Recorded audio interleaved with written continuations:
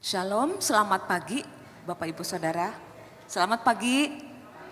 Ya puji Tuhan ya, kita sudah hadir di tempat ini. Kita bersyukur karena Tuhan menolong kita untuk bisa menikmati hadirat Tuhan.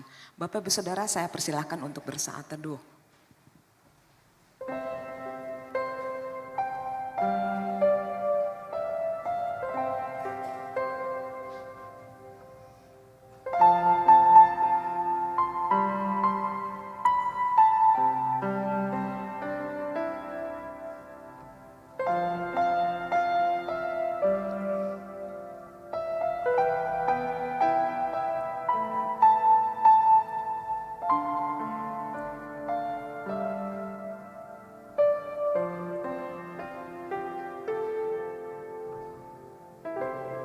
Mari kita bangkit berdiri. Mazmur 19 ayat 2 dan 3. Langit menceritakan kemuliaan Allah dan cakrawala memberitakan pekerjaan tangannya. Hari meneruskan berita itu kepada hari dan malam menyampaikan pengetahuan itu kepada malam. Bapak Ibu Saudara, mari kita tinggikan, kita puji Allah kita. Dia Allah yang besar, Dia Allah yang penuh kuasa, tapi Dia juga Allah yang kudus. Dengan hati bersyukur karena Allah melayakkan kita untuk menghadap menikmati hadirat-Nya. Kita angkat pujian. Sucikan dan kuduskan hati ini untuk layak menghadap hadirat-Mu. Tubuh jiwa rohku ku serahkan padamu, ku memuji-Mu. Sucikan dan kuduskan hati ini untuk layak menghadap hadirat-Mu. Tubuh jiwa rohku ku serahkan padamu, ku memuji-Mu.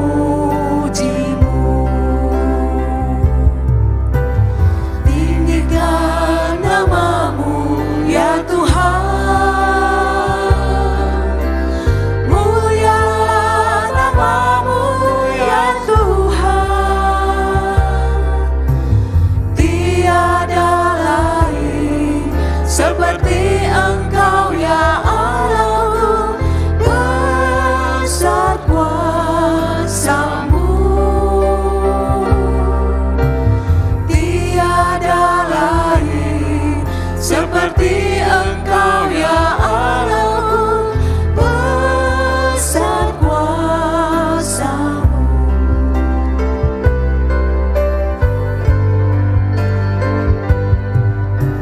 Sucikan dan kuduskan hati ini untuk layak menghadap hadirat-Mu. Tubuh jiwa rohku ku serahkan padamu, ku memuji-Mu.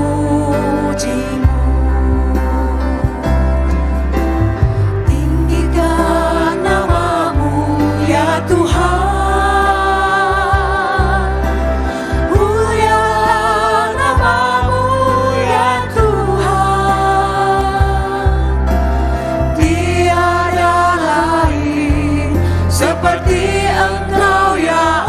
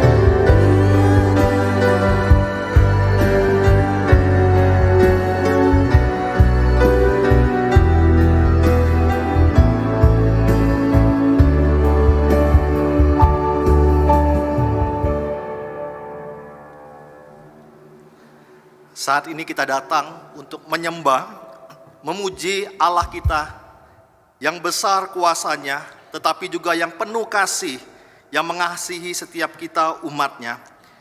Oleh karena itu di awal ibadah ini kita mengakui bahwa pertolongan dalam ibadah ini adalah dalam nama Tuhan yang menciptakan langit dan bumi dan yang tetap setia memelihara umatnya untuk selama-lamanya.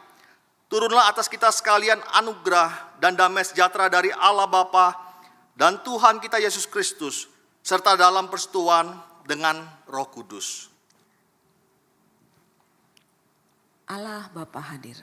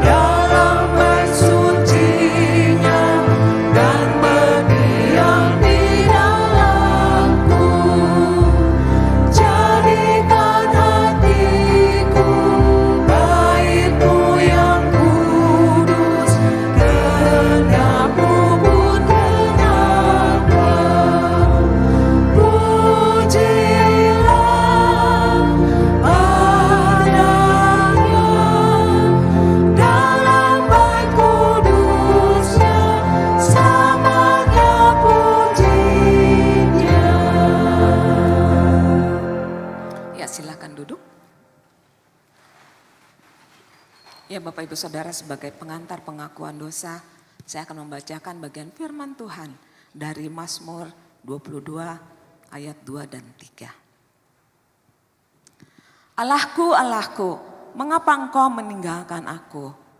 Aku berseru, tetapi engkau tetap jauh dan tidak menolong aku.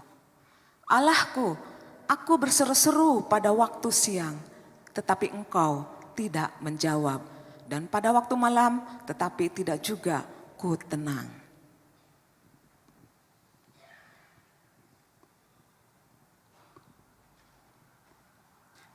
Mari Bapak Ibu sekalian, saya mengajak kita mengambil waktu teduh.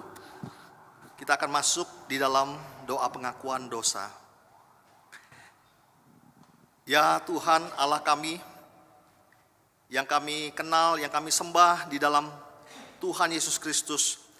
Kami bersyukur ya Tuhan kalau Engkau memberikan kami kasih karunia, keselamatan. Sehingga kami bukan lagi orang-orang terhukum, tapi kami menjadi orang-orang yang dibenarkan oleh karena darah Tuhan kami Yesus Kristus. Tapi kami menyadari ya Tuhan, bahwa setelah menjadi anak Tuhan, di dalam proses pengudusan, kami masih begitu lemah. Dalam kedagingan begitu banyak kami melakukan dosa, begitu banyak kami menyakiti hati Tuhan. Karena itu ya Tuhan, dalam ibadah pada saat ini, kami memohon Tuhan boleh kembali mengampuni dosa-dosa yang kami kerjakan sepanjang 1 minggu ini. baik itu yang kami sengaja lakukan, tidak sengaja, baik itu yang melukai hati orang-orang di sekitar kami. Biarlah Tuhan yang boleh mengampuni kami sekalian ya Tuhan. Supaya akhirnya pada waktu kami beribadah pada saat ini, setiap pujian kami, setiap pelayanan kami, setiap yang kami kerjakan di dalam ibadah ini, semua boleh menjadi satu korban bakaran di hadapan-Mu. Seperti korban bakaran Habel yang Engkau terima, yang Engkau berkenan. Terima kasih Tuhan untuk waktu kami boleh beribadah pada hari ini. Biarlah sungguh Tuhan boleh menyertai kami. Dan kasih karunia Tuhan boleh terus menolong kami hidup semakin sesuai, seturut dengan apa yang Engkau kehendaki.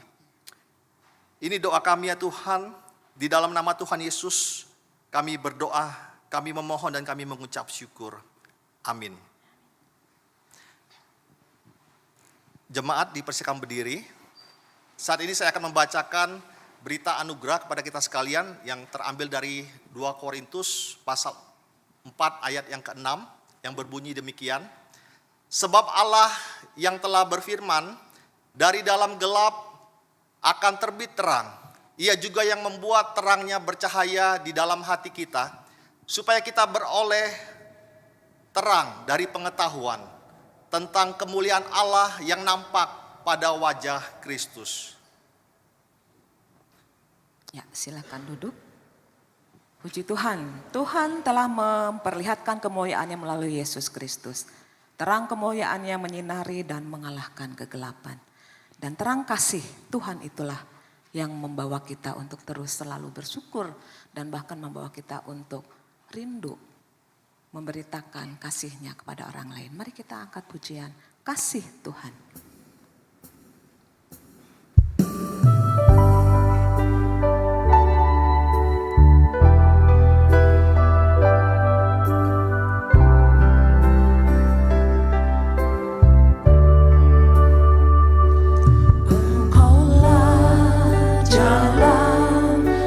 Sempurna janji murni bagai emas perak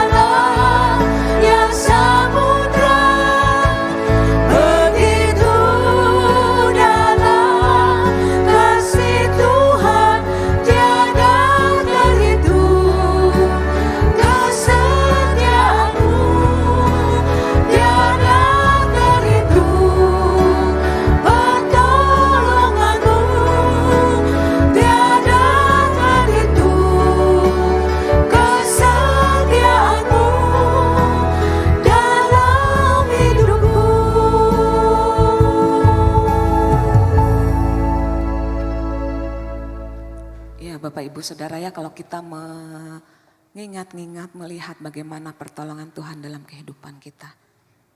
Tidak ada alasan kita untuk tidak bersyukur kepada Tuhan.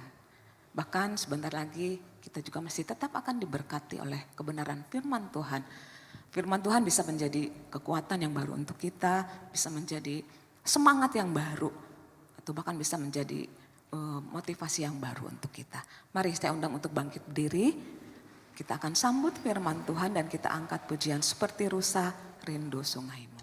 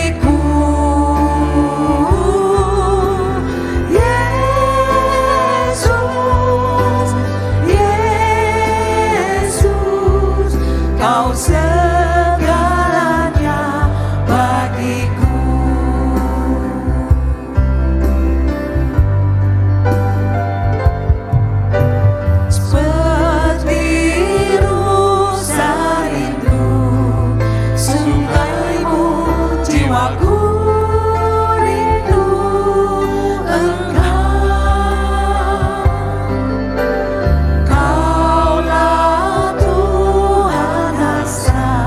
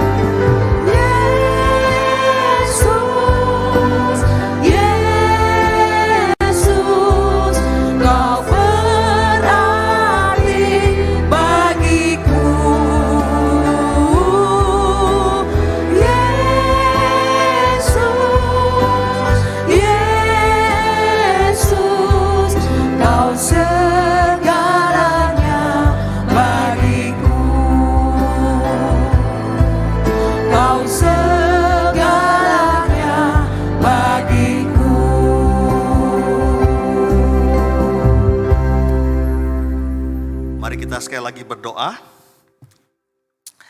Ya Tuhan, seperti pujian ini, kami rindu Tuhan, bukan cuma di mulut kami mengatakan, kami seperti rusa merindukan air. Tapi biarlah dari dalam hati kami, sungguh kami datang di hadapan-Mu dalam ibadah ini.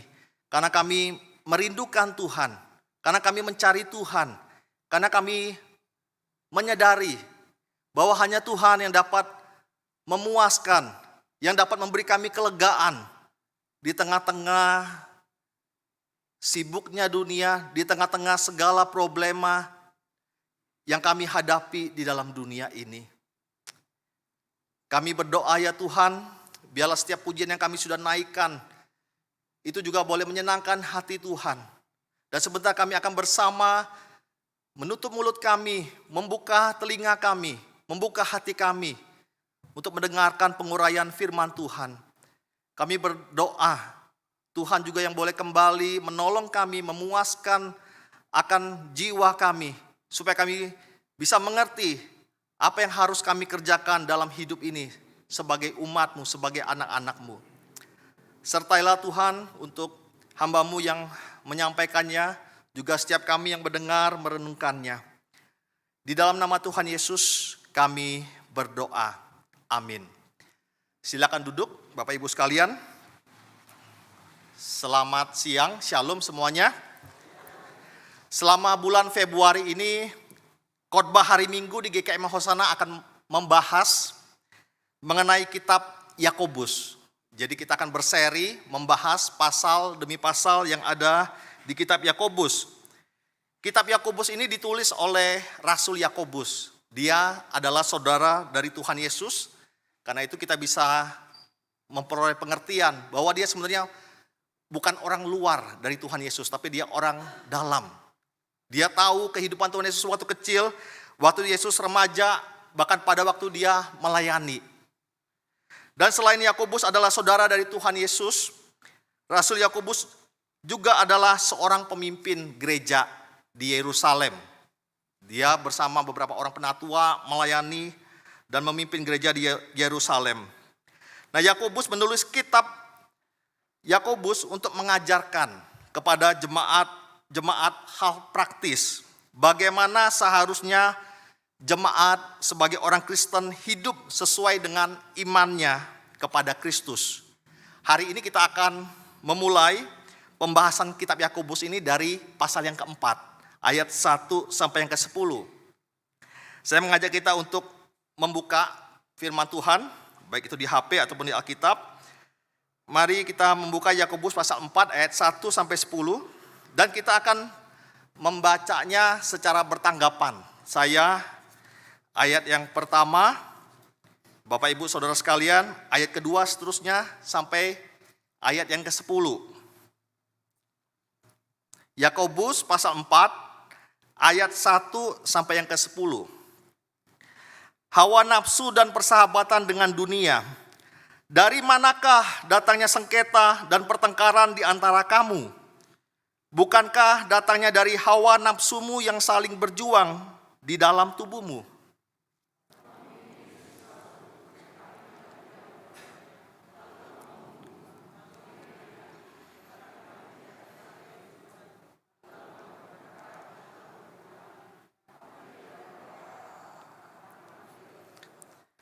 Atau kamu berdoa juga, tetapi kamu tidak menerima apa-apa, karena kamu salah berdoa.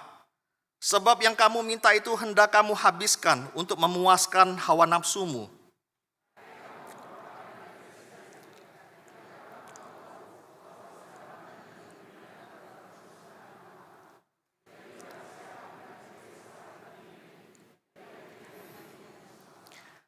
Janganlah kamu menyangka bahwa kitab suci tanpa alasan berkata, roh yang ditempatkan Allah di dalam diri kita diingininya dengan cemburu.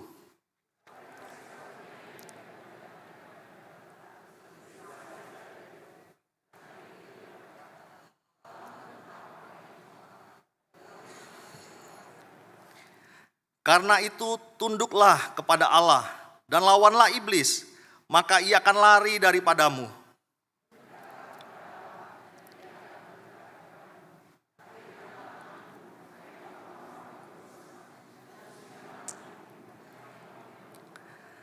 Sadarilah kemalanganmu, berdukacita dan merataplah. Hendaklah tertawamu kamu ganti dengan ratap dan sukacitamu dengan dukacita.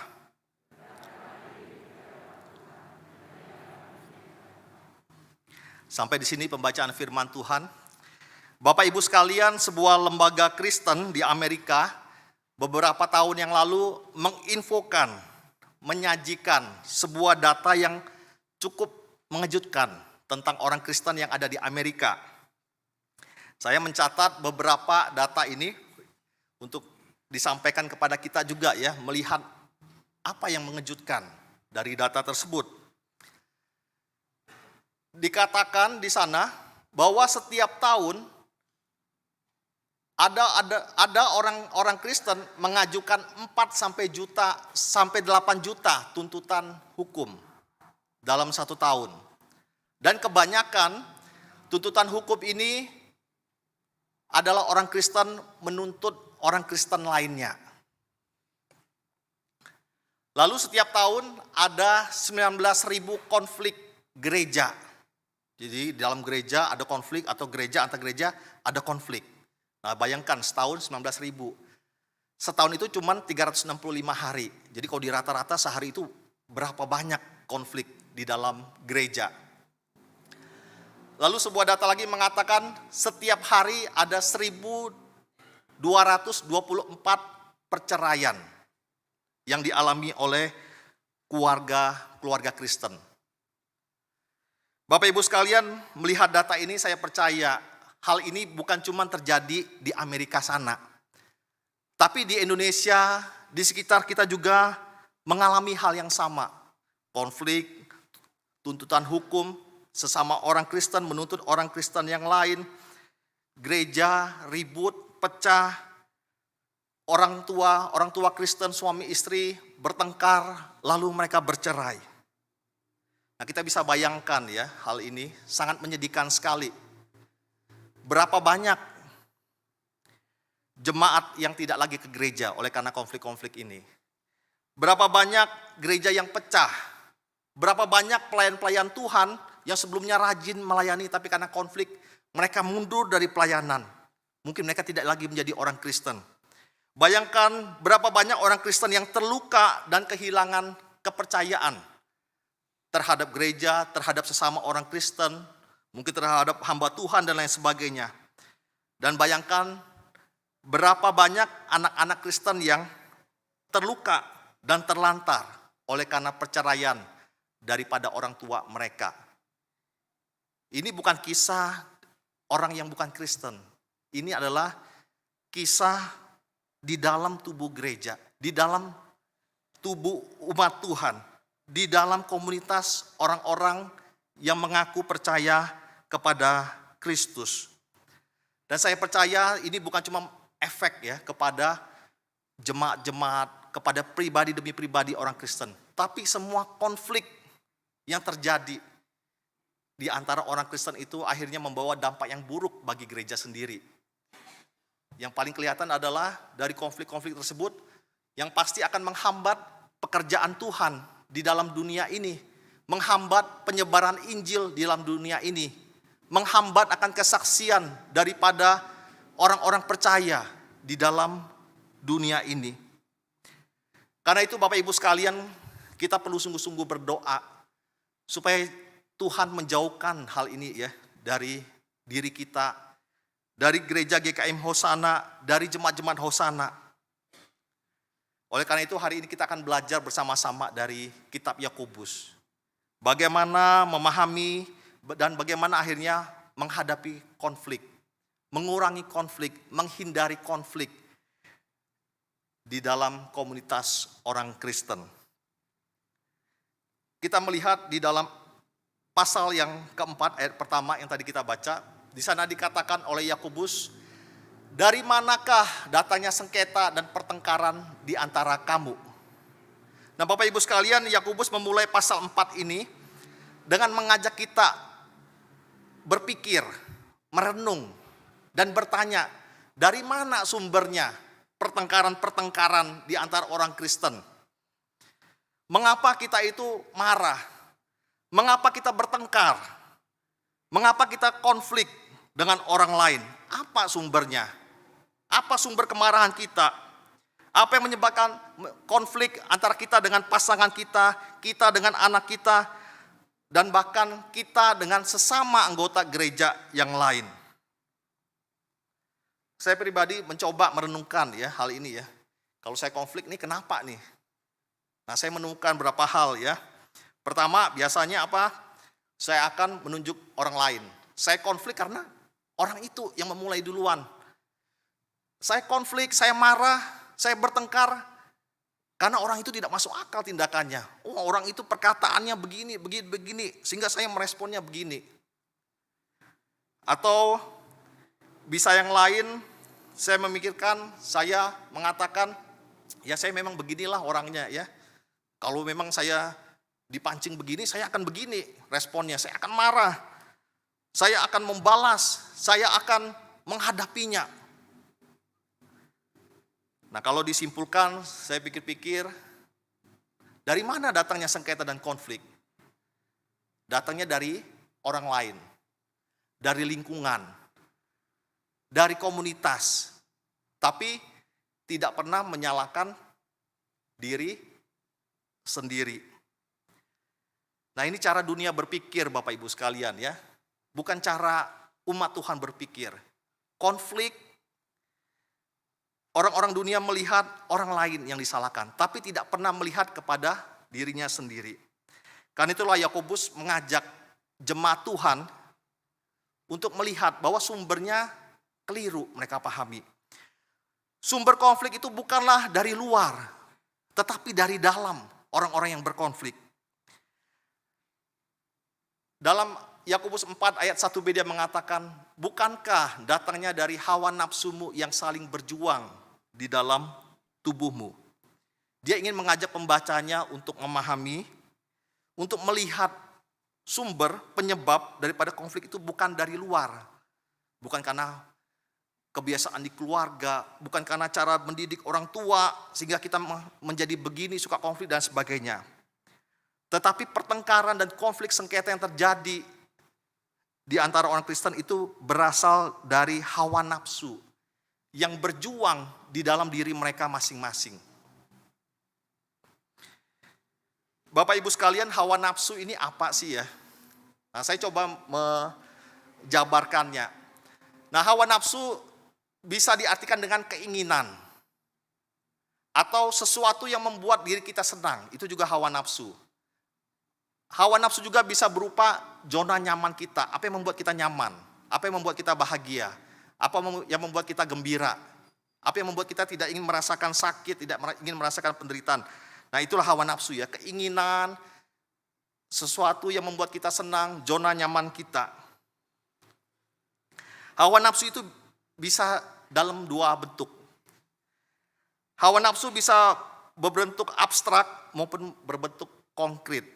Nah, misalnya yang berbentuk abstrak seperti keinginan untuk dicintai, keinginan untuk dihormati, keinginan untuk berkuasa, keinginan dipuji, keinginan untuk diterima oleh orang lain, atau keinginan untuk hidup dengan nyaman.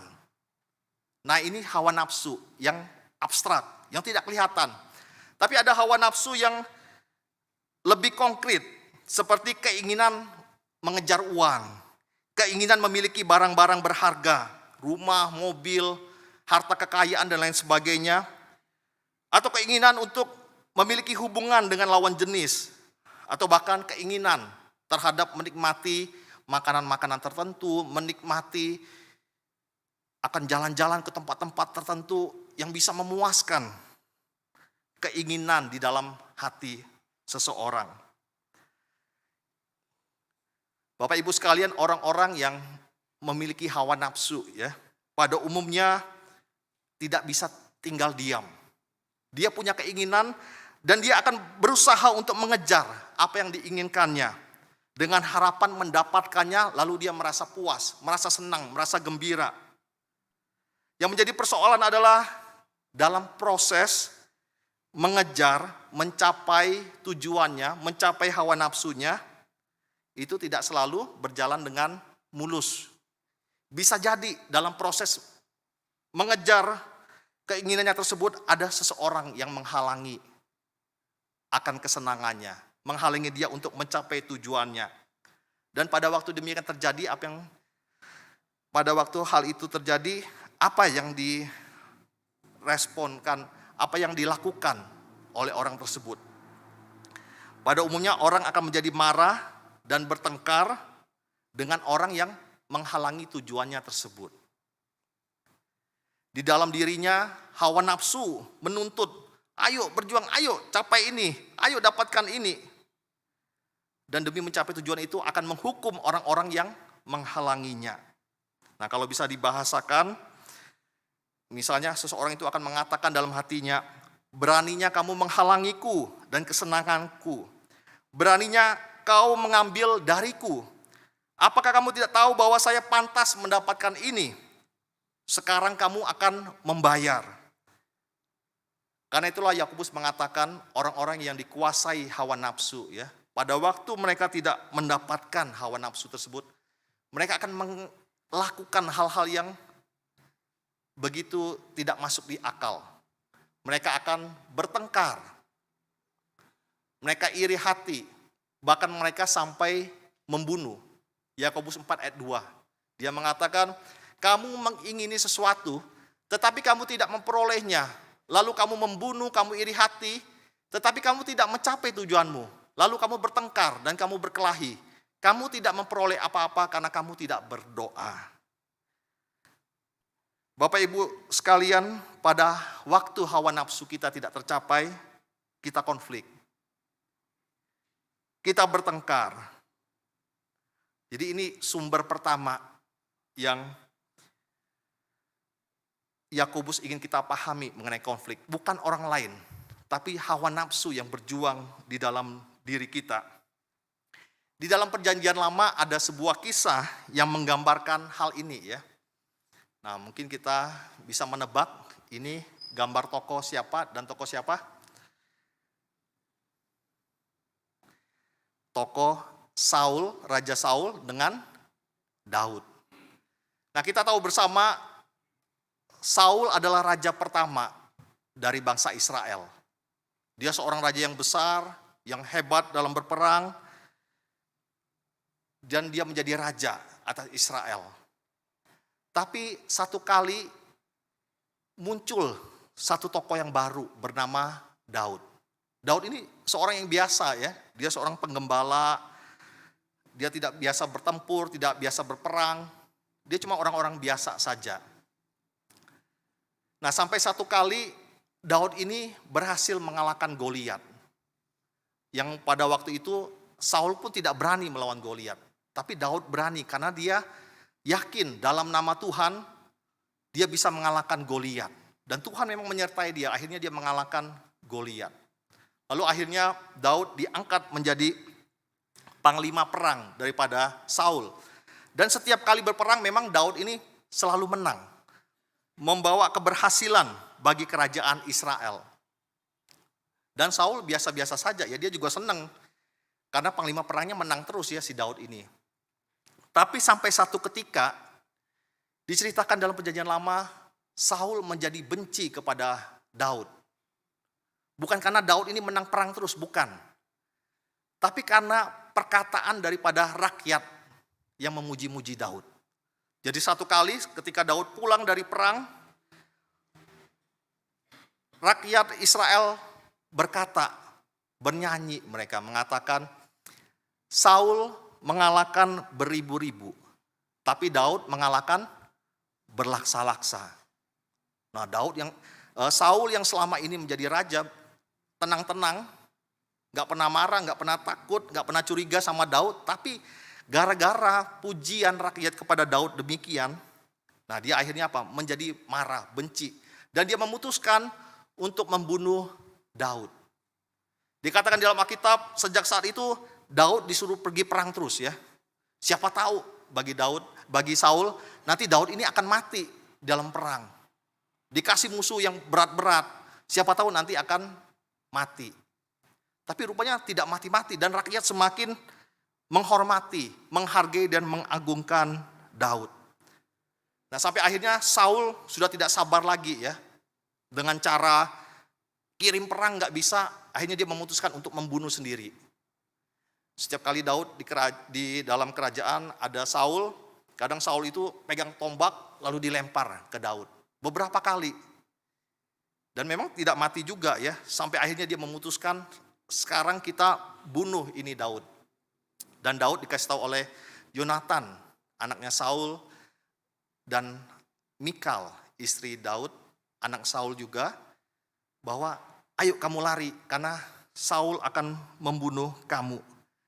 Dan Daud lari ya dari satu tempat ke tempat yang lain, bersembunyi dari kejaran Saul.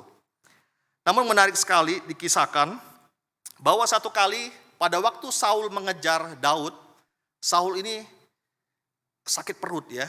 Jadi dia ingin membuang hajat di dalam sebuah gua dan tidak ada seorang pengawal pun yang menyertai Saul. Nah, pada waktu itu Daud bersama orang-orangnya melihat. Nah, ini Saul lagi sendirian. Lalu orang-orangnya bilang kepada Daud, "Daud, ini kesempatan, kamu bunuh Saul." Karena dia sendirian. Tapi apa respon Daud, Bapak Ibu sekalian? Sungguh sangat luar biasa ya. Dalam 1 Samuel 24 ayat 7 Daud mengatakan ini kepada mereka. Lalu berkatalah ia kepada orang-orangnya, "Dijauhkan Tuhanlah kiranya daripadaku untuk melakukan hal yang demikian kepada tuanku," kepada Saul maksudnya, "kepada orang yang diurapi Tuhan, yakni menjamah dia, sebab dialah orang yang diurapi Tuhan." Jadi perkataan ini muncul dari seorang yang sudah dikejar-kejar, yang mau dibunuh, tanpa dia bersalah apapun. Sebenarnya kalau dia mau balas dendam ya ini kesempatan dia sendirian. Dia bisa dengan mudah sekali membunuh Saul. Tapi Daud tidak melakukannya. Justru dia melakukan satu hal yang luar biasa menarik sekali. Dia masuk ke dalam gua tersebut, lalu dia memotong sedikit jubah daripada Saul. Lalu dia ngomong kepada Saul, "Saul, ini loh aku punya kesempatan untuk membunuhmu. Tapi aku tidak membunuhmu. Buktinya apa ini? Saya memotong akan kain jubahmu. Kalau saya mau membunuh kamu, tadi kamu sudah mati." Wah, Saul mendengar itu dia langsung terharu, tersentuh. Dan dia bilang, "Wah, terima kasih Daud, anakku. Mulai sekarang saya tidak akan membunuh kamu. Kamu juga jangan membunuh saya dan keturunan saya." Ya, mereka saling berjanji lah untuk saling melindungi dan tidak melukai satu sama lain. Akhirnya mereka berpisah. Tapi apa yang terjadi? Dikatakan selanjutnya setelah Saul pulang dari gua tersebut, dia kembali terpikir untuk membunuh Daud. Lalu dikejar lagi Daudnya. Dan sekali lagi Daud punya kesempatan untuk membunuh Saul. Dan orang-orang prajurit Daud mengatakan, "Ayo ini bunuh lagi nih. Inilah kesempatan. Dia kemarin sudah janji tidak bunuh, sekarang dia mau bunuh kamu lagi." Nah, Daud kembali ngomong apa? Responnya sangat baik sekali ya. Tetapi kata Daud kepada Abisai, "Jangan musnahkan dia, sebab siapakah yang dapat menjamah orang yang diurapi Tuhan dan bebas dari hukuman?"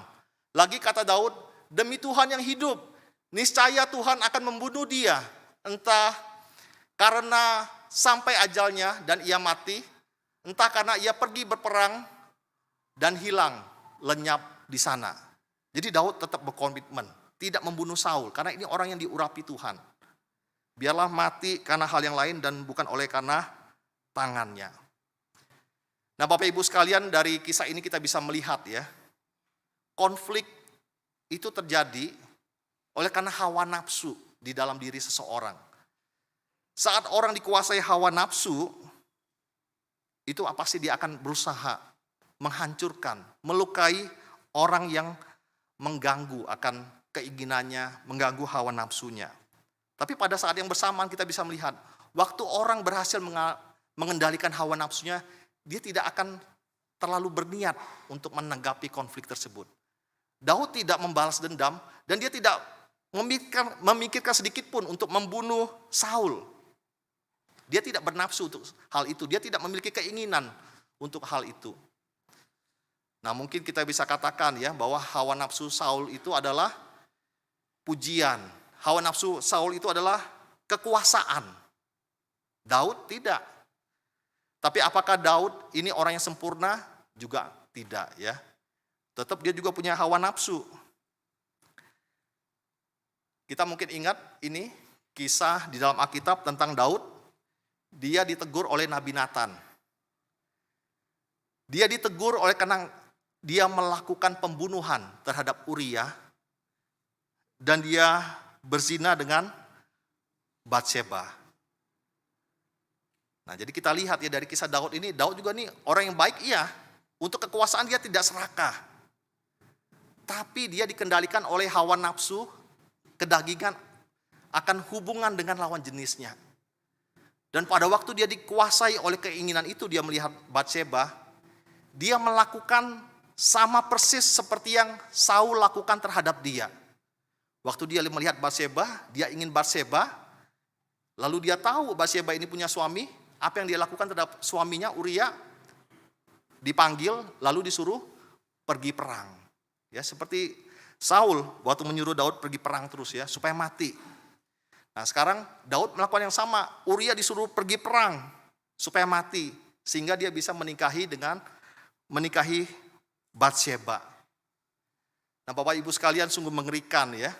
Yakobus mengatakan hawa nafsu itulah yang membuat kita ini bertengkar, berselisih, membuat kita ini berkelahi dengan orang lain. Bukan karena orang lain, tapi hawa nafsu yang berjuang di dalam diri kita yang menuntut akan kepuasan.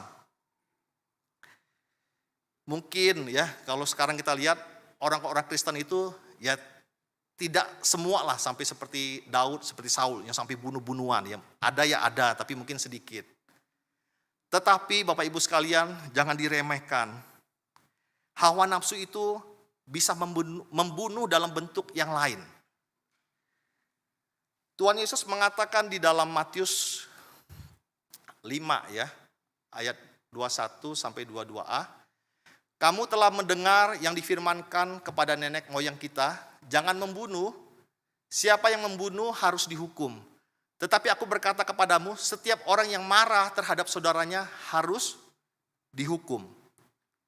Nah, di sini dalam khotbah di bukit, Tuhan Yesus itu menyamakan pembunuhan dengan kemarahan.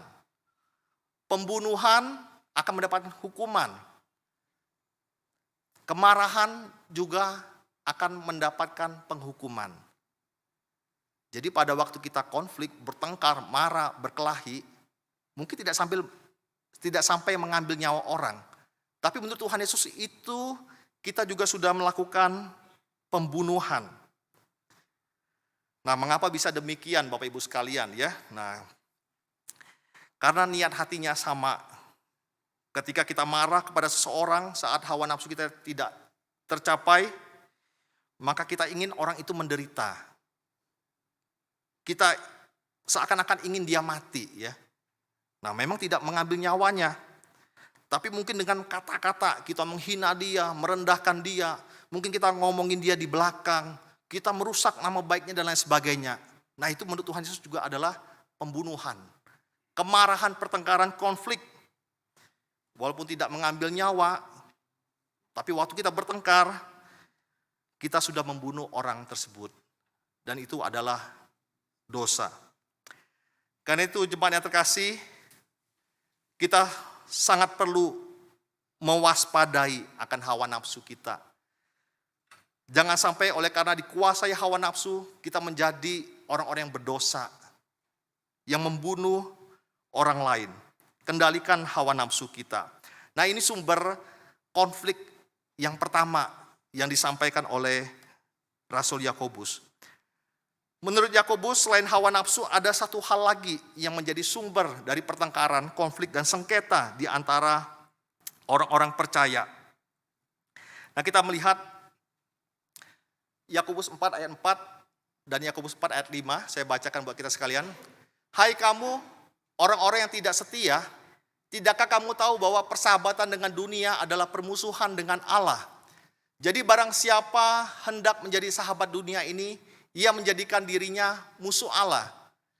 Janganlah kamu menyangka bahwa kitab suci tanpa alasan berkata, roh yang ditempatkan Allah di dalam diri kita diingininya dengan cemburu. Saya waktu meneliti ayat ini sangat menarik sekali Bapak Ibu sekalian.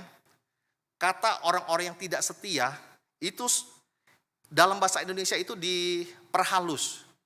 Dalam bahasa aslinya dan juga terjemahan Inggris itu terjemahan aslinya yang ditampilkan. Dan itu sangat kasar sekali ya. Jadi orang-orang yang tidak setia itu sebenarnya terjemahan akuratnya adalah penjina-penjina. Jadi atau bisa dikatakan, hai kamu orang-orang yang berzina, hai kamu orang-orang yang suka berzina, hai kamu penjina-penjina. Nah harusnya itu terjemahannya ya, orang yang penjina-penjina. Nah sekarang apa hubungannya antara sumber konflik, sumber pertengkaran dengan perzinahan? Nah Bapak Ibu sekalian, Yakobus ingin menyatakan ya bahwa konflik antar orang Kristen tidak hanya disebabkan karena hawa nafsu, keinginan-keinginan, tetapi konflik antar orang Kristen juga disebabkan karena orang Kristen tidak mengtuhankan Allah, tetapi mengtuhankan dirinya sendiri. Orang Kristen tidak mengtuhankan Tuhan, tapi mengtuhankan hawa nafsunya. Dan pada saat hawa nafsu menjadi Tuhan, dan kita menyembah kesenangan, kita tidak menyembah Allah, disitulah terjadi konflik, pertengkaran, pertikaian di antara orang Kristen. Jadi sumbernya bukan cuman hawa nafsu, tapi ada masalah spiritual di sini. Ada masalah di mana relasi orang Kristen tersebut dengan Tuhan tidak baik. Orang Kristen yang seharusnya mengtuhankan Tuhan, dia mengtuhankan hawa nafsunya, mengtuhankan dirinya sendiri. Nah di dalam Perjanjian Lama juga ada sebuah kisah menggambarkan hal ini Bapak Ibu sekalian. Nah kita lihat Kejadian pasal 3. Kisah manusia jatuh dalam dosa di Taman Eden, yaitu bagaimana Hawa dan Adam tinggal di Taman Eden ya. Dan Tuhan berfirman kepada mereka, semua yang ada dalam taman ini boleh kamu makan, tetapi kamu tidak boleh menyentuh dan tidak boleh makan buah pengetahuan yang baik dan yang buruk. Kalau kamu makan, kamu akan mati. Nah, tetapi satu ketika rupanya Hawa bertemu dengan iblis dalam bentuk ular ya. Lalu iblis berkata, ayo makan buah ini. Lalu Hawa bilang, jangan, gak boleh. Tuhan sudah perintahkan kalau makan nanti akan mati. Si ular berkata apa kepada Hawa? Enggak, kamu enggak akan mati kalau makan buah ini. Justru kamu akan jadi sama seperti Allah. Nah di sini lihat Bapak Ibu sekalian ya.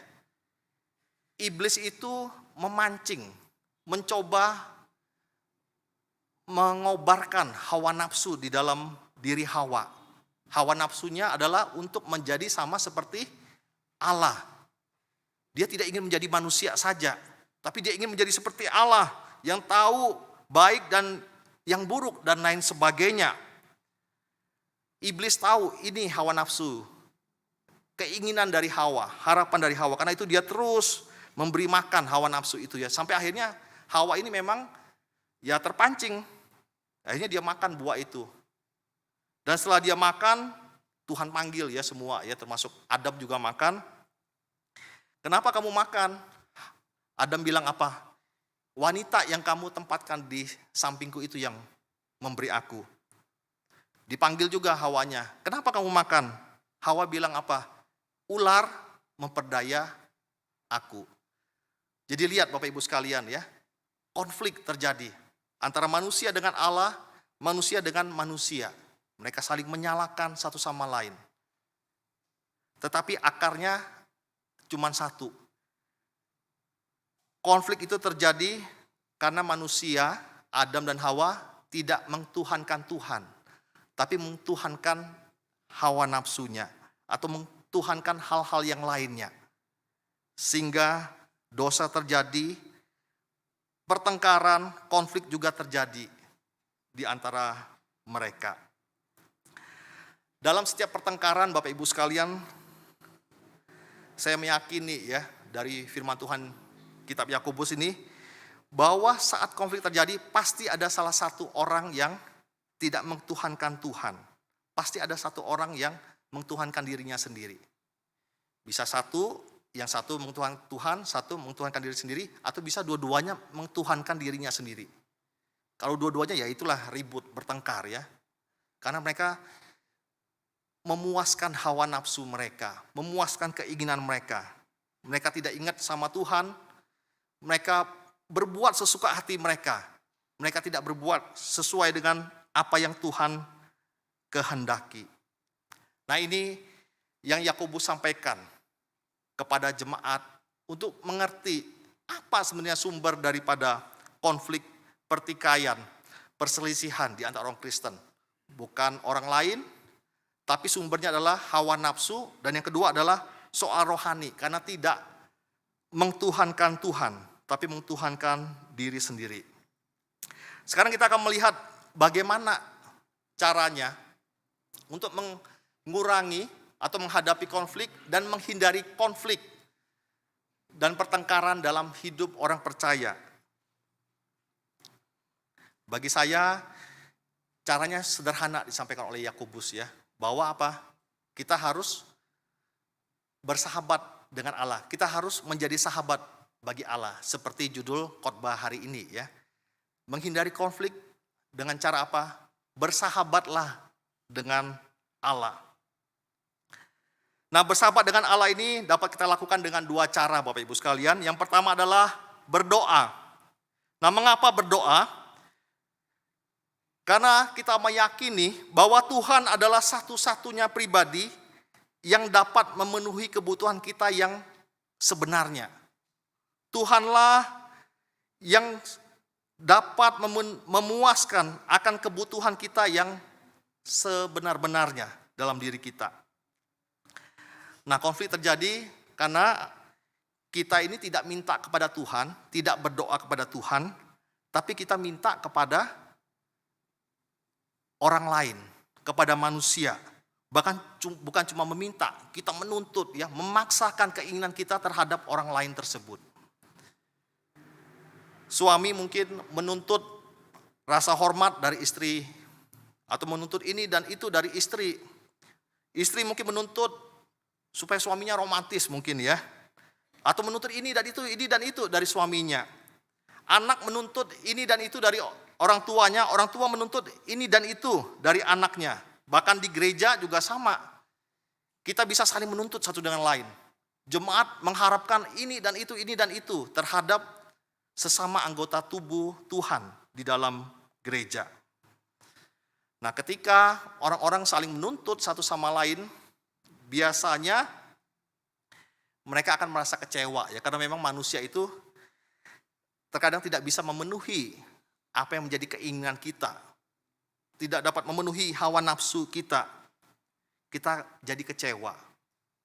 Nah, karena itu kita harus menyadari Bapak Ibu sekalian, pada waktu kita ingin mengurangi konflik, menghindari konflik, menghadapi konflik, maka jangan menuntut orang-orang di dalam hidup kita. Tentu maksud saya ini jangan disalah mengerti, bukan berarti kita tidak boleh ngasih tahu orang ya, oh saya punya harapan ini, ayo kamu begini, kamu begitu, bukan itu ya. Tapi ingat, keinginan ini kalau masih dalam batas yang wajar itu hal yang ya normal-normal saja. Tapi pada waktu keinginan itu sudah menjadi seperti hawa nafsu yang berjuang, yang mendorong, yang memaksa, menuntut orang lain untuk melakukan seperti yang kita inginkan, nah itu yang tidak boleh. Ya kalau kita minta anak kita, ayo kamu berubah jadi begini. Nah itu ya wajar saja ya. Tapi pada waktu kita sudah ada satu dorongan, kenapa sih dia nggak bisa seperti yang saya mau? Akhirnya kita betul-betul dikuasai hawa nafsu dan kita melakukan tindakan-tindakan yang buruk terhadap anak kita. Nah itulah yang dilarang oleh firman Tuhan. Tindakan yang dikuasai oleh hawa nafsu. Jadi kalau kita ingin menghindari konflik, mintalah kepada Allah. Keluhan-keluhan kita, harapan-harapan kita, keinginan-keinginan kita, sampaikanlah kepada Allah. Yakobus mengatakan, tadi sempat kita baca ya, Yakobus 4 ayat 2 dan 3, kamu mengingini sesuatu tetapi kamu tidak memperolehnya, lalu kamu membunuh, kamu iri hati, tetapi kamu tidak mencapai tujuanmu. lalu kamu bertengkar dan kamu berkelahi. Kamu tidak memperoleh apa-apa karena kamu tidak berdoa. Karena nuntutnya kepada orang. Tuhan bilang kalau keinginanmu memang ada, ya minta kepada Tuhan. Jangan tuntut orang-orang di sekitarmu. Doakan orang-orang tersebut. Doakan harapanmu yang ingin kamu miliki dari orang tersebut. Mintalah kepada Tuhan. Nah, namun Yakobus juga memberikan satu warning ya, satu catatan pada waktu kita berdoa, meminta kepada Tuhan untuk memenuhi keinginan kita, memenuhi harapan-harapan kita terhadap orang lain. Dia mengatakan demikian. Atau kamu berdoa juga tetapi kamu tidak menerima apa-apa karena kamu salah berdoa, sebab yang kamu minta itu hendak kamu habiskan untuk memuaskan hawa nafsumu. Jadi Yakobus kasih peringatan, minta kepada Tuhan tapi jangan keliru. Jangan yang kamu minta itu adalah untuk memuaskan hawa nafsumu. Jangan doa-doamu itu adalah doa-doa yang egois, yang hanya memikirkan akan kesenanganmu sendiri. Nah, kalau kita berdoa yang egois, berdoa cuma untuk memenuhi hawa nafsu kita, ya ini kembali lagi ya seperti tadi. Kita mengtuhankan diri kita, bukan mengtuhankan Tuhan. Kita mengtuhankan hawa nafsu kita. Dan kita menjadikan Tuhan seperti pembantu kita, seperti pelayan kita. Sehingga apa yang kita minta harus Dia kabulkan. Nah, ini kita harus berhati-hati Bapak Ibu sekalian ya. Karena memang kadang di gereja-gereja juga berkembang ajaran-ajaran demikian. Kalau minta kepada Tuhan ingin dikabulkan, maka ada syaratnya, harus doa lebih sungguh-sungguh. Kamu harus bisa klaim, ada yang mengatakan ya. Jadi misalnya ingin rumah, mana rumahnya? Gambarnya apa? Wah, mungkin di print. Lalu setiap malam taruh di bawah bantal, didoakan ya rumah tersebut. Atau dipegang begini ya. Wah, ini gambar rumah supaya jadi milik. Nah, itu hawa nafsu, apakah itu memang adalah doa yang mengtuhankan Tuhan? Yakobus mengatakan pada waktu kita berdoa dengan keegoisan, dengan keinginan-keinginan yang dipenuhi hawa nafsu, maka Tuhan tidak akan mengabulkannya ya, karena kita salah di dalam berdoa. Jadi jangan egois dalam doa-doa kita. Doakanlah yang memang tulus untuk sebuah kebaikan. Ya, kita mungkin mengharapkan orang di sekitar kita begini begitu ya. Kita sudah kasih tahu mungkin nggak bisa. Ya sudah, kita serahkan kepada Tuhan.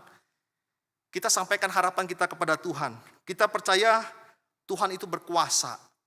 Dan Dia peduli kepada umat yang berdoa. Dia pasti memberikan apa yang kita minta, selama yang kita minta itu sungguh adalah untuk kemuliaan Tuhan dan untuk kebaikan daripada orang-orang. Nah, ini yang pertama, bersahabat dengan Allah, kita berdoa kepada Tuhan ya. Menyampaikan harapan kita kepada Tuhan, bukan menuntut orang-orang di sekitar kita. Yang kedua, bersahabat dengan Allah dapat kita lakukan dengan taat kepada Allah. Yakobus pasal 4 ayat 7 mengatakan, karena itu tunduklah kepada Allah dan lawanlah iblis, maka ia akan lari daripadamu. Nah, Bapak Ibu sekalian, di dalam hidup manusia ya, sesama manusia kita bisa melihat, tapi jangan lupa, Yakobus mengingatkan ada pribadi di sekitar kita yang tidak kelihatan. Satu, Allah. Kita harus mengtuhankan Dia. Tapi ada juga satu pribadi yang tidak kelihatan, yaitu iblis. Dan iblis ini akan selalu berusaha untuk menjauhkan kita dari Tuhan. Dan membuat kita untuk melawan Tuhan. Membuat kita untuk tidak taat kepada Tuhan. Nah, karena itu bisa saja konflik, pertengkaran, hawa nafsu itu sebenarnya ada campur tangan daripada kuasa si iblis. Sehingga dia membawa kita akhirnya dikuasai hawa nafsu dan tidak mengtuhankan Tuhan. Lalu bagaimana caranya ya? Untuk menghadapi itu kita harus taat kepada Allah. Kita sadar bahwa pada waktu kita tunduk kepada Allah, waktu kita taat kepada Allah, maka itu pada waktu itulah kita melawan iblis. Menjauhkan iblis dari kehidupan kita.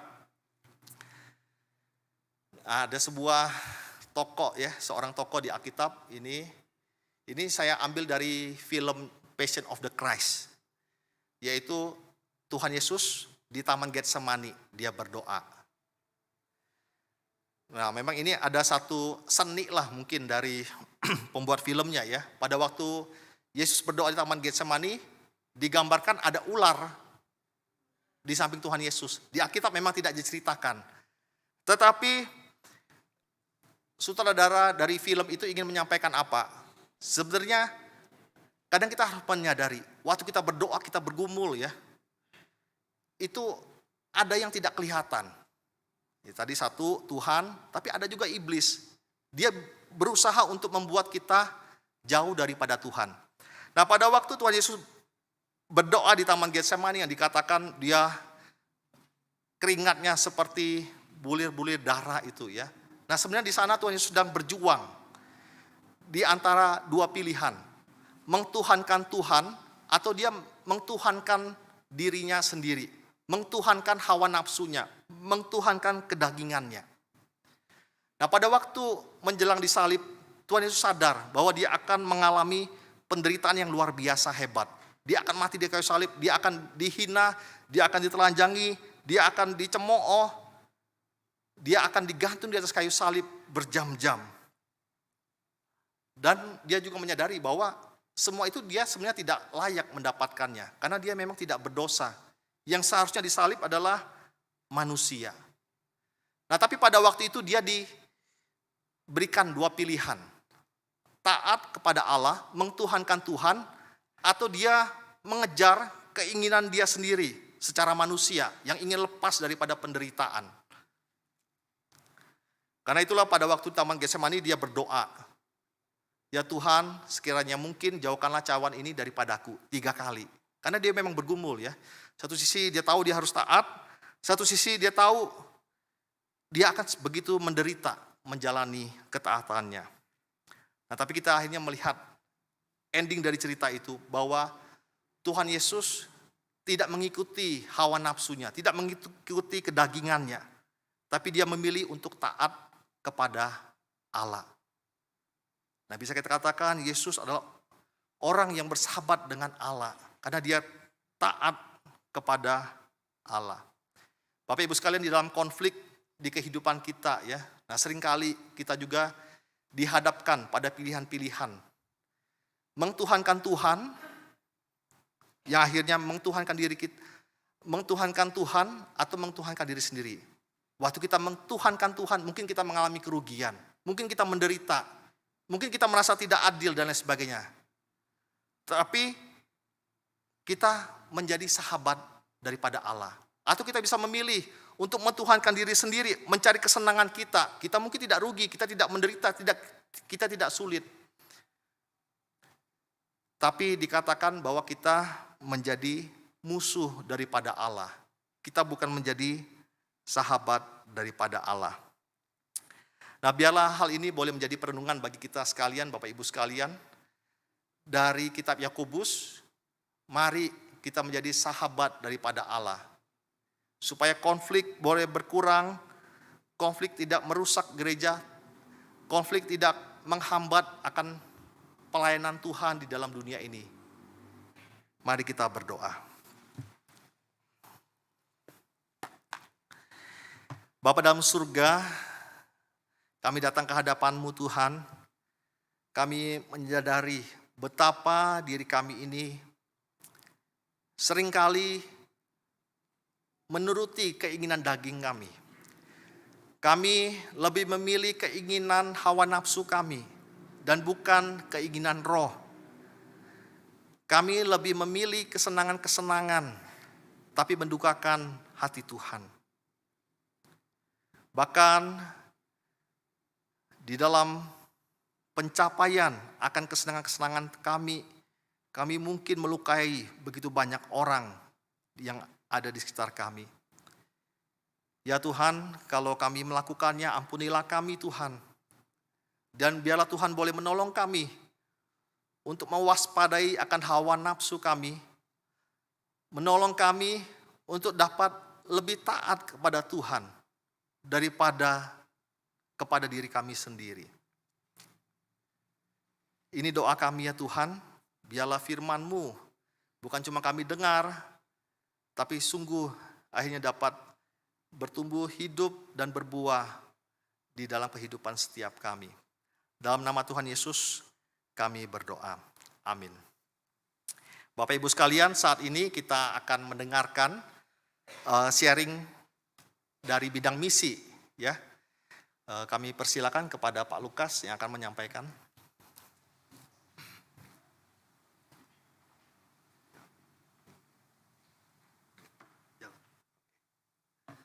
Shalom Bapak Ibu, saudara-saudara yang kasih dalam Tuhan Yesus Kristus.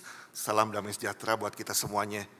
Bapak Ibu sekalian, pada kesempatan ini dari bidang misi akan memberikan semacam sharing, laporan dari apa yang sudah kita lakukan di dalam pelayanan misi GKI Hosana. Ya, kegiatan misi Jemaat GKI Hosana itu di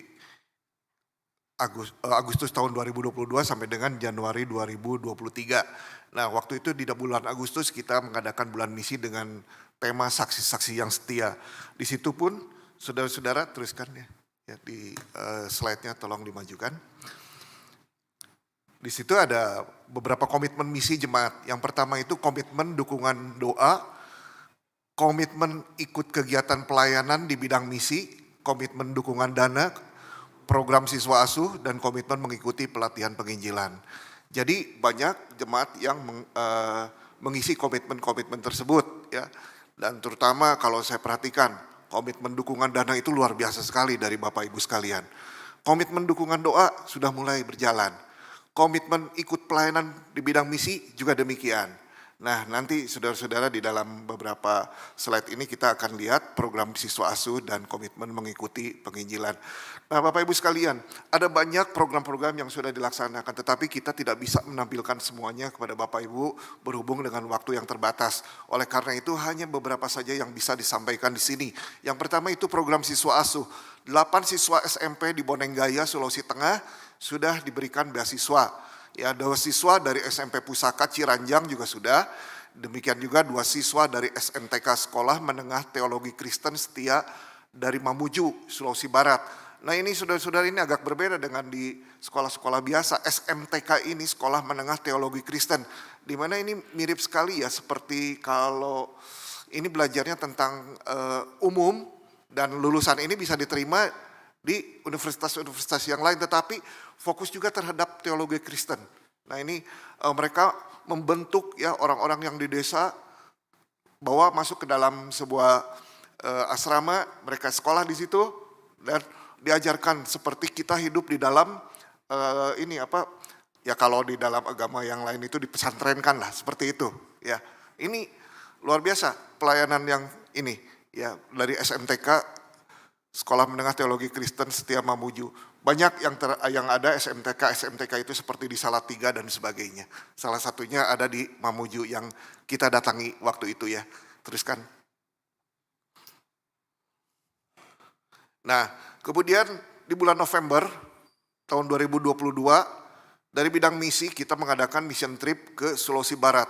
Tujuannya kita mempersiapkan ladang misi di Sulawesi Barat. Kemudian ada bakti sosial medis, penyuluhan kesehatan, dan pengobatan bagi jemaat-jemaat di sana, bagi daerah yang namanya itu Bulo, ya, sebuah desa 125 km dari kota Mamuju dengan jalanan yang begitu rusak. Nah, kita ada di sana untuk mengadakan pengobatan, medis, penyuluhan, dan sebagainya. Kemudian kita juga mengadakan kunjungan ke STT Sulawesi Barat, dan ke SMTK Setia Mamuju yang tadi sudah saya ceritakan. Nah, ini juga kita mengadakan persiapan kerjasama pelayanan dari Sulawesi Barat. Terusnya, nah ini bentuk buah daripada perjalanan kita ke Sulawesi Barat. Kita mengadakan sebuah jejaring pelayanan dengan STT Sulawesi Barat, dengan Sinode Gereja Kristen Sulawesi Barat, dan dengan STT SAPPI. Kita mengikat sebuah perjanjian MOU di mana kita bisa kerjasama satu dengan yang lainnya. Salah satu contohnya saudara-saudara ketika kita memberikan beasiswa bagi mahasiswa-mahasiswa dari STT Sulawesi Barat, kita bisa menempatkan mereka juga di tempat yang mana yang dibutuhkan. Nah, termasuk ketika kita juga membiayai, memberikan beasiswa bagi STT-STT seperti di SAPPI, dan kita membutuhkan sebuah ladang pelayanan STT SAPPI ini, nah kita bisa masukkan ke dalam STT Sulawesi Barat ini, ya, Gereja Kristen Sulawesi Barat. Gereja GKSB ini memang sebuah gereja yang cukup besar di Sulawesi Barat, ya. Anggotanya cukup banyak, jemaat lokalnya banyak sekali, 115 jemaat lokal yang ada yang dilayani hanya beberapa pendeta. Bayangkan saudara-saudara, kasihan sekali mereka. Oleh karena itu kita terpanggil untuk bisa bersama-sama yang bisa membantu juga untuk mengadakan hamba Tuhan seperti ini. Dan kita dukung supaya STT Sulawesi Barat menghasilkan hamba Tuhan dan nanti mereka akan kembali ke jemaatnya masing-masing untuk menjadi vikaris atau calon pendeta dan kemudian dipendetakan di sana menggembalakan jemaat-jemaat yang cukup banyak. Yang hari ini kita tahu bahwa dari 115 jemaat itu hanya 40-an sekian yang memiliki pendeta, dan ini pun dengan kondisi yang cukup ya memprihatinkan lah kalau bisa dibilang seperti itu. Nah, Bapak Ibu Saudara sekalian, ada juga beberapa program-program yang lainnya, yaitu ajakan menjadi orang tua asuh, ya. Dan ini sudah disampaikan oleh rekan saya Dr. Yohanes, dan kita Jemaat Hosana sudah meresponnya, ya. 3 siswa calon hamba Tuhan yang sedang studi di STT Sulawesi Barat, yaitu Erlin, Elisa, dan Calvin. Dukungan untuk masing-masing adalah Rp600.000 per bulan per siswa. Jadi ini kita di dalam kunjungan kemarin memang ada permintaan dari STT Sulawesi Barat, apakah bisa tidak untuk memberikan beasiswa bagi 3 orang mahasiswa kami di sana, yaitu Erlin, Elisa, dan Calvin. Mereka datang dari desa yang jauh dan mereka tidak mampu, dan mereka nanti akan dikembalikan ke pelayanan yang ada di jemaat-jemaat di Sulawesi Barat. Nah, di sini kami dari bidang misi juga membuka kesempatan bagi Bapak Ibu sekalian, jika Bapak Ibu terbeban untuk memberikan beasiswa bagi 3 orang calon mahasiswa ini, kami persilakan, kami membuka, ya, kesempatan ini.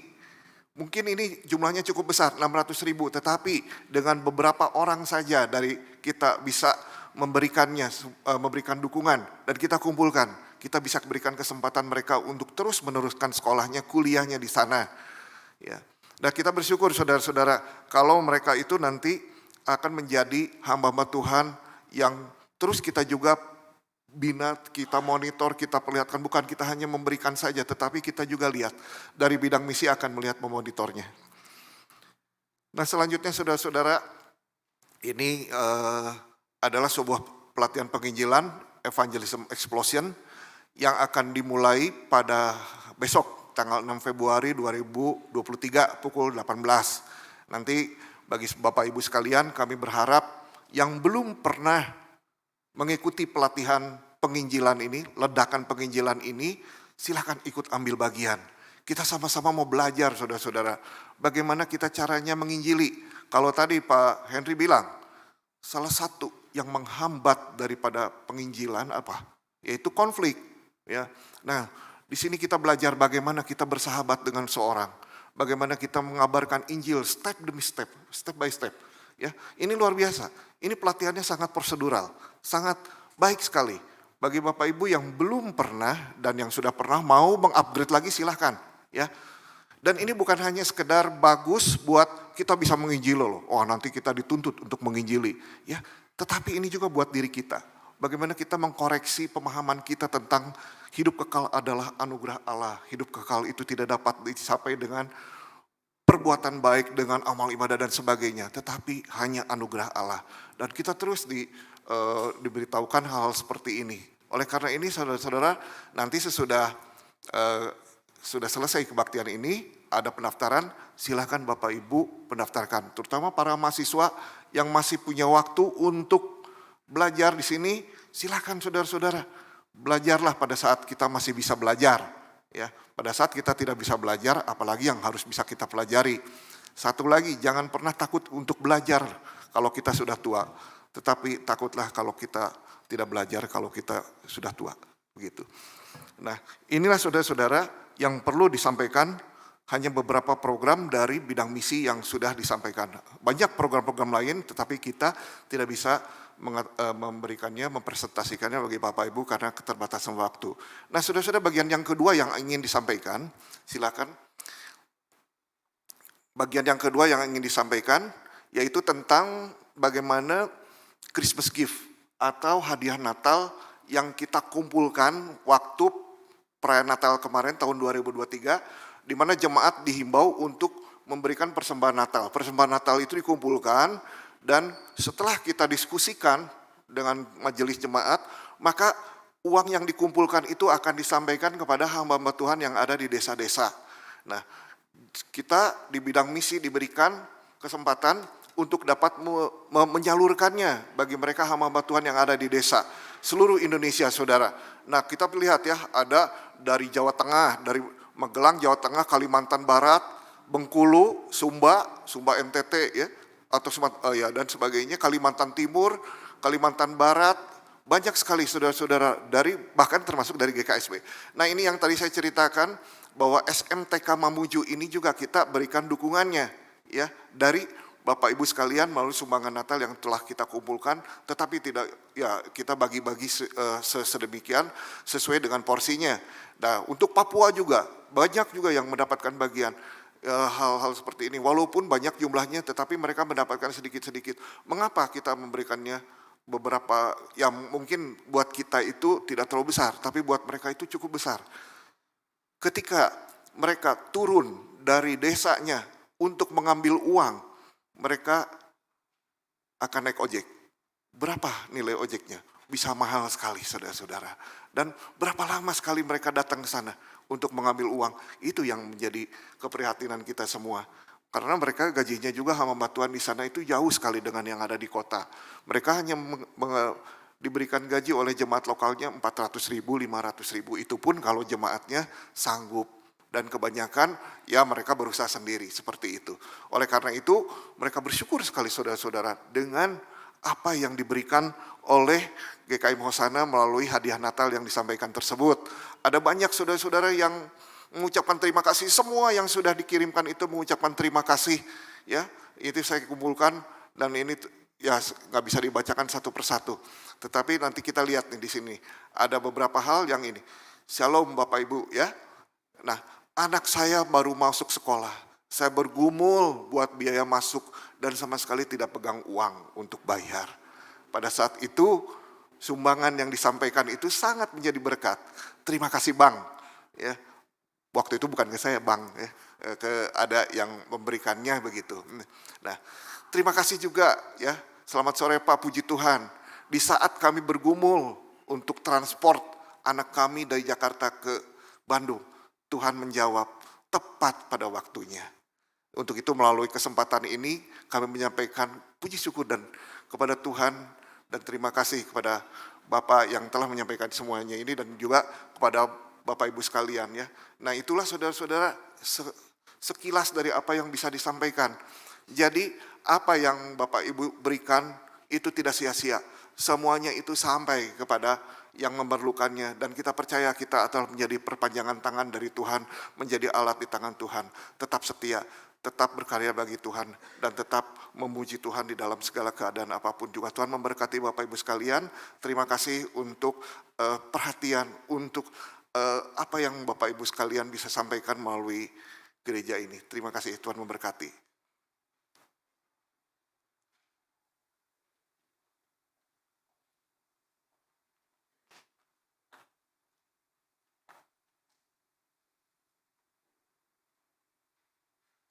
Ya, Bapak Ibu Saudara, bersyukur ya untuk informasi yang sudah disampaikan oleh tim misi ya. Banyak hal yang bisa kita lakukan untuk mendukung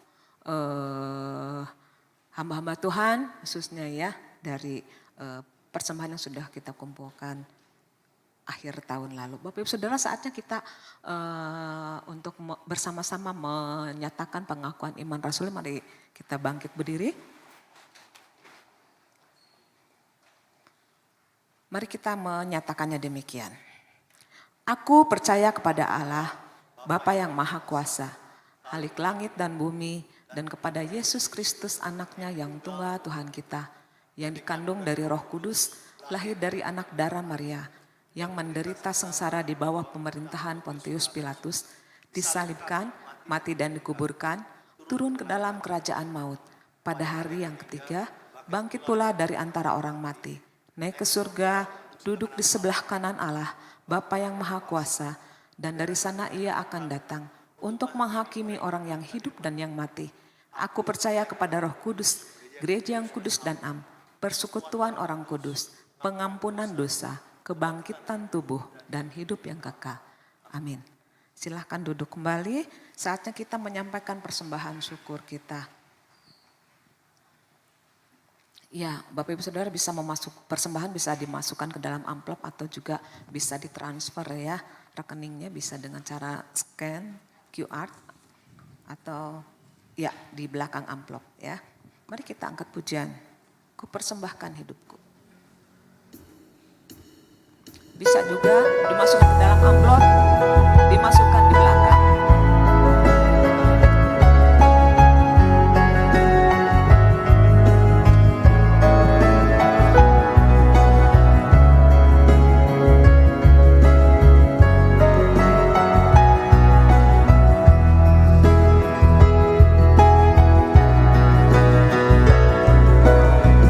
Ini aku semua milikmu, ku serahkan padamu Tuhan.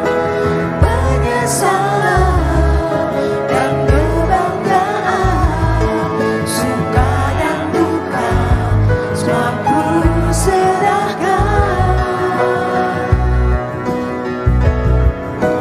Yang telah lalu, yang akan datang, hasrat dan harapan yang terbayang, masa depan dan rencanaku, semua ku serahkan dalam tanganmu.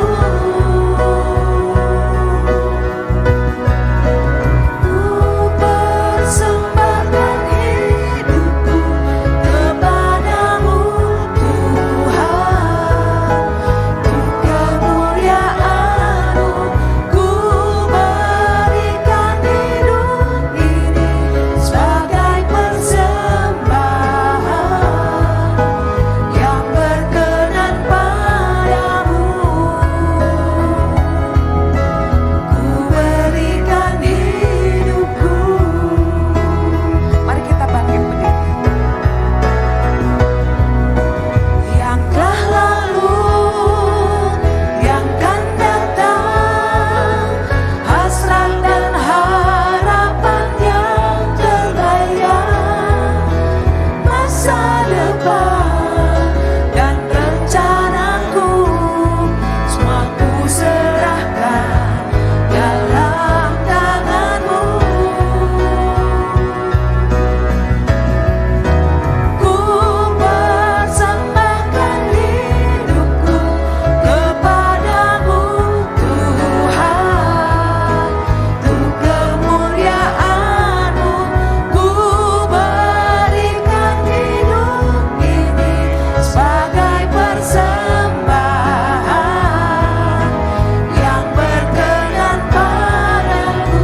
Ku persembahkan hidupku kepadamu Tuhan, untuk kemuliaan-Mu ku berikan hidup ini sebagai persembahan yang berkenan padamu. Ku berikan hidupku kepadamu Tuhanku.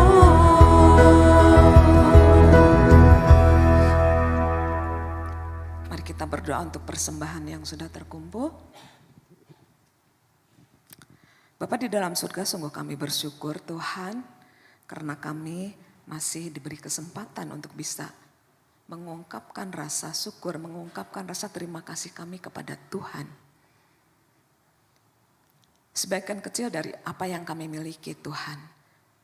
Dan tentu tidak sebanding dengan berkat-berkat Tuhan yang terus menerus melimpah atas kami dari waktu ke waktu.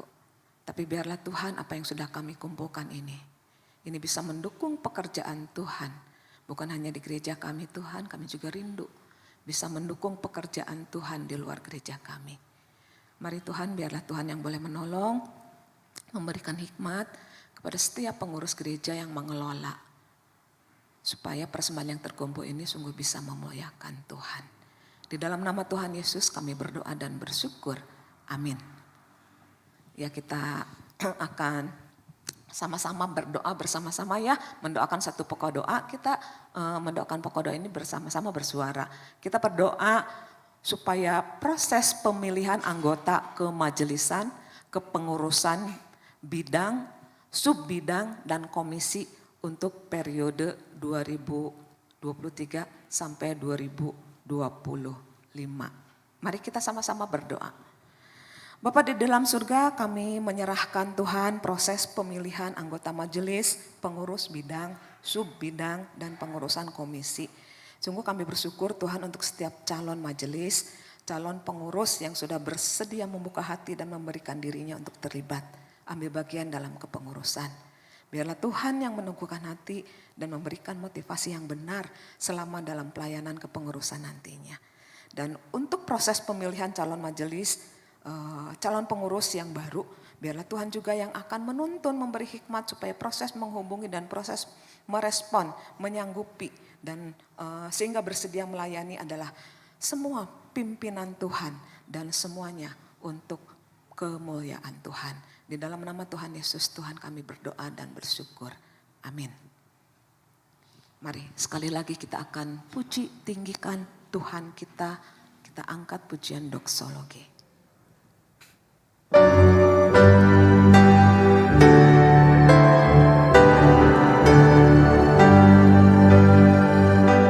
Puji Allah Bapa Putra,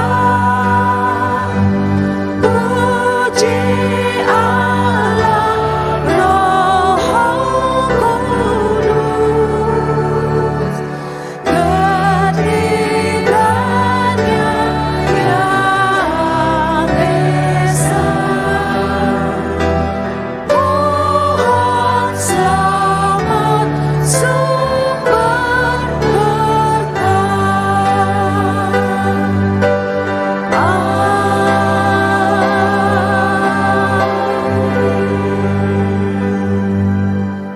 Jemaat yang dikasihi Tuhan, berilah dirimu dipimpin oleh Roh Tuhan, hiduplah dekat dan takut akan Tuhan dan taatilah firman Tuhan di sepanjang hidupmu dan terimalah berkat Tuhan. Tuhan memberkati engkau dan melindungi engkau. Tuhan menyinari engkau dengan wajah-Nya dan memberi engkau kasih karunia. Tuhan menghadapkan wajah-Nya kepadamu dan memberi engkau damai sejahtera. Amin.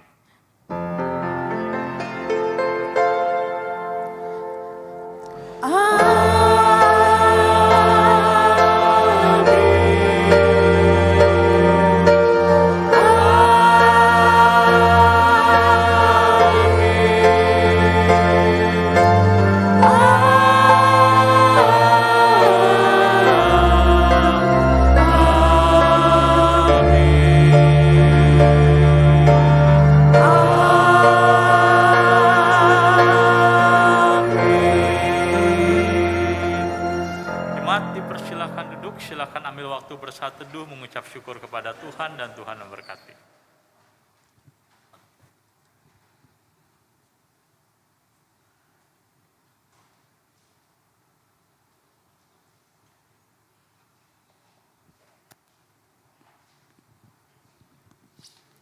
Ya, Bapak Ibu Saudara mohon untuk tidak meninggalkan ruangan dulu sebentar, ada beberapa pengumuman yang akan saya bacakan. Tapi sebelumnya saya mengundang untuk Bapak Ibu Saudara yang baru pertama kali hadir di ibadah di Hosana. Adakah yang baru pertama kali hadir? Ya, tidak ada ya, semuanya jemaat yang setia rutin beribadah di Hosana. Pengumuman yang pertama adalah berita kelahiran. pada tanggal 3 Februari 2023 keluarga Diaken Joniko dan Ibu Susanti Saragih telah dikaruniai seorang putra yang bernama George Timothy Ko. Segenap hamba Tuhan, majelis dan jemaat mengucapkan selamat bagi keluarga yang berbahagia. Warta yang kedua, Evangelis Ivan Setiawan mengambil cuti tahunan pada tanggal 11 sampai 9 Februari 2023. Mohon jemaat mendukung dalam doa. Warta berikutnya, renovasi aula ibadah. Renovasi aula ya, tempat ibadah remaja dan pemuda ya. Dalam anugerah Tuhan, gereja akan melakukan proyek pembangunan untuk aula ibadah remaja dan pemuda di lantai 3. Jadi proyek pembangunan akan dilakukan mulai bulan Februari ya, oleh tim yang dikoordinir oleh Penatua Andreas Widianto. Jadi jemaat silahkan dapat mendukung proyek pembangunan ini dalam doa dan persembahan dana ke rekening khusus pembangunan gereja ya, tertera BCA dengan nomor rekening 346388821 atas nama GKIM Jemaat Hosana. Satu lagi tambahan pengumuman yaitu tadi sudah disampaikan oleh Penatua Lukas Kurnia ya, akan dimulai besok tanggal 6. Jadi silakan Bapak Ibu Saudara yang berminat bisa mendaftarkan diri di bawah ya. Kalau di bawah tidak ada meja, di TU berarti ya. Silahkan ya, kita akan membekali diri kita untuk bisa berlatih untuk menyampaikan Injil kepada orang lain. Yang terakhir untuk masalah perparkiran ya. Jadi karena parkir di gereja kita terbatas, untuk Bapak Ibu Saudara yang memarkirkannya di halaman yang di depan ya, minta dengan hormat untuk segera memindahkan kendaraan. Jadi sebenarnya lahan parkir sekitar gereja adalah untuk para lansia ya, yang tidak bisa berjalan terlalu jauh ke BTC. Itu saja pengumumannya. Ibadah selesai. Silakan saling memberikan salam. Tuhan Yesus memberkati.